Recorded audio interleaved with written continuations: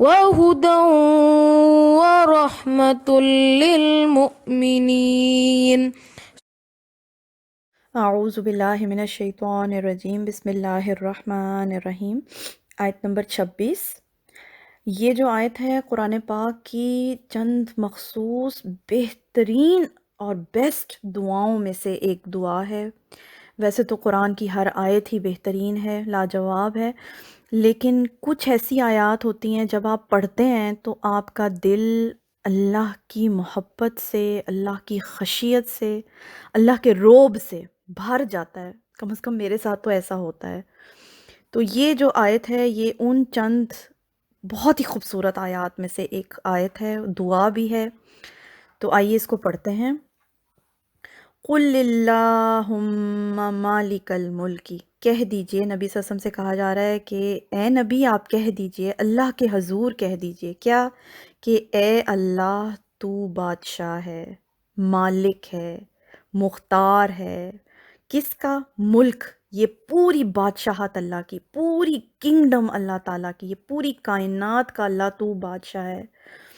تو تل ملکا، تو دیتا ہے بادشاہت، من تشاء، جس کو تو چاہتا ہے، و تنزع، اور تو چھین لیتا ہے الملکا، بادشاہت، ممن تشاء، جس سے تو چاہتا ہے۔ یعنی اللہ جسے چاہتا ہے اس دنیا میں حکمرانی اور بادشاہت عطا کرتا ہے۔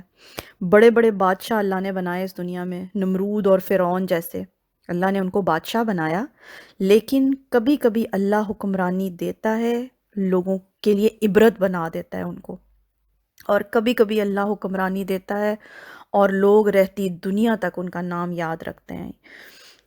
اللہ تعالیٰ کے اختیار میں ہے کہ وہ جس کو چاہے اس دنیا میں مالک بنائے، بادشاہ بنائے۔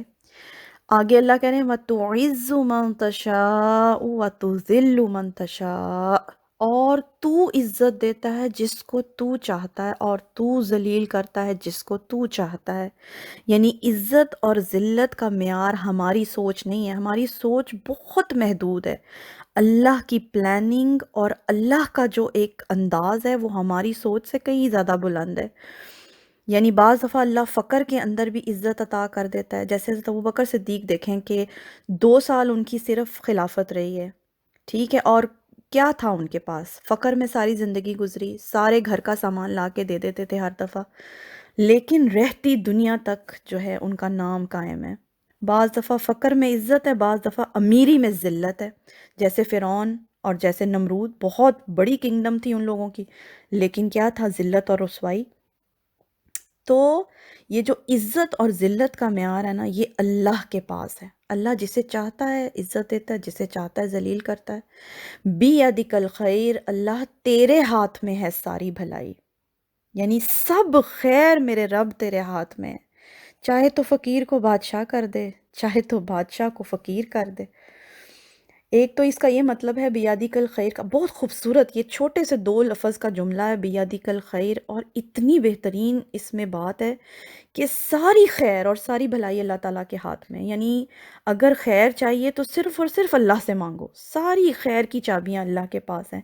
اور اس کا ایک اور مطلب یہ بھی ہے کہ جو بھی اللہ تعالیٰ اس دنیا میں کرتا ہے اس میں خیر ہی خیر ہوتی ہے، یعنی اللہ تیرے ہر کام میں، تیرے ہر فیصلے میں خیر ہے، تو نے جو بھی فیصلہ میرے بارے میں کیا اس میں خیر ہے، چاہے بظاہر دیکھنے میں وہ فقر ہے، لیکن ہو سکتا ہے اسی میں میرے لیے خیر ہو سکتا نہیں ہے، 100% ہر چیز جو بھی اللہ تعالیٰ اس دنیا میں کرتے ہیں اس میں خیر ہی خیر ہوتی ہے۔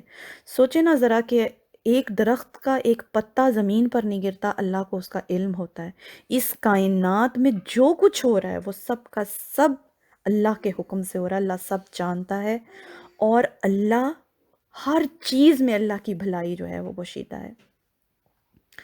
اِنَّکَ عَلَىٰ كُلِّ شَيْءٍ قدیر، اور بے شک اللہ تو ہر چیز پر قادر ہے۔ یہ اتنی بیسٹ دعا ہے نا کہ اِنَّکَ عَلَىٰ كُلِّ شَيْءٍ قدیر، اے اللہ میری جو سوچ ہے، جو میری چاہت ہے، جو میری دعائیں ہیں، بعض دفعہ تو ہم زبان سے ادا کر جاتے ہیں، بعض دفعہ ہمارے دل میں بہت ساری چیزیں ہوتی ہیں، تو ہر چیز کو کرنے پر قادر ہے، تو ہر چیز کو جانتا ہے۔ یعنی ہماری زندگی میں ہم لوگوں کی کیا سب سے زیادہ طلب ہے اور کیا ہم چاہتے ہیں اور کیا ہمارے لیے بیسٹ ہے، اللہ ہر چیز کو کرنے پر قادر ہے۔ اگر کوئی اور دعا سمجھ نہ آ رہی ہو تو انسان صرف اگر یہی کہہ دے نا کہ انک علی کل شیء قدیر، تو اتنا ہی کافی ہے ہمارے لیے کہہ دینے کے لیے کہ اللہ اے میرے بادشاہ، اے میرے رب، پوری کائنات تیرے ہاتھ میں ہے اور تو ہر اس چیز پر قادر ہے جو میں چاہتی ہوں یا میں جو دعا مانگنا چاہتی ہوں۔ بعض دفعہ ہم دعا مانگنا بھی چاہ رہے ہوتے ہیں، ہمارے پاس الفاظ ہی نہیں ہوتے، ہمیں مانگنے کا طریقہ نہیں آ رہا ہوتا، تو اللہ ہر چیز پر قادر ہے۔ سبحان اللہ۔ تو یہ آیت تھی، اس کو زبانی یاد کر لیجئے، بہت سارے لوگوں کو یاد بھی ہوگی، تو بہت خوبصورت آیت ہے۔ آج کے لیے اتنا ہی۔ سبحانک اللہم و بحمدک، اشہد ان لا الہ الا انت، استغفرک و اتوب الیک۔